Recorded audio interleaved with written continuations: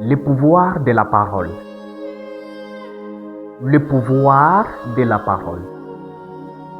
Chers frères et sœurs, laissez-moi vous confirmer que la parole a un grand pouvoir. Ça, c'est vrai. La parole peut changer une destinée.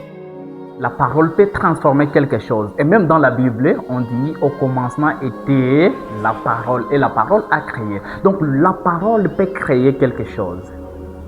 Le pouvoir de la parole.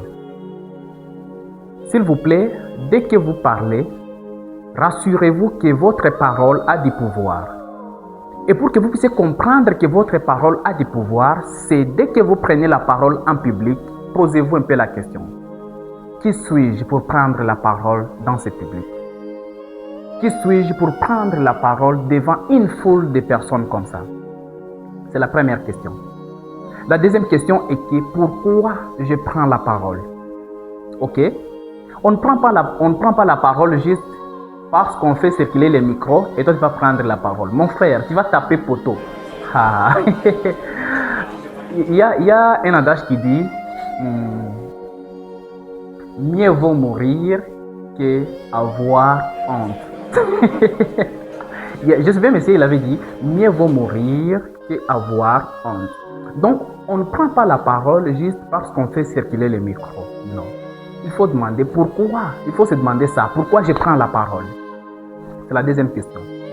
La troisième question pour comprendre le pouvoir de la parole est que qu'est-ce que je vais donner comme message? 1. Qui suis-je pour prendre la parole? 2. Pourquoi je prends la parole?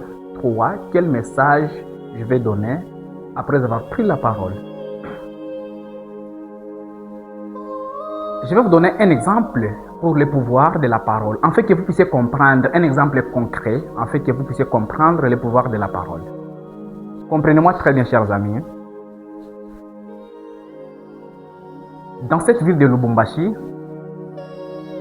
j'ai déjà eu animé plusieurs mariages dans plusieurs salles. J'ai déjà vu beaucoup de publics. Mais vous, aujourd'hui, vous êtes tellement meilleurs. Franchement, je n'ai jamais vu un public très magnifique comme vous êtes là aujourd'hui. Waouh! Merci, merci. Chers frères et sœurs, ce que je viens de vous dire là, c'est faux. Donc, je vous trompe. Vous n'êtes même pas beau. Donc, vous ne sentez même pas bien. Ah! Quel genre de public ça aujourd'hui, mon Dieu? Ok. Un autre élément. Mon cœur est rempli de tristesse. Ce matin, quand je me suis réveillé, je me suis connecté sur WhatsApp. J'ai commencé à vérifier, à lire les messages qui sont entrés dans mon téléphone. Et du coup, je suis tombé sur une image qui donne de la tristesse. Mon cœur saigne. J'ai vu comment on a tué nos frères et sœurs à l'est du pays. Comment on a égorgé nos frères et sœurs comme des animaux. Franchement, mon cœur saigne.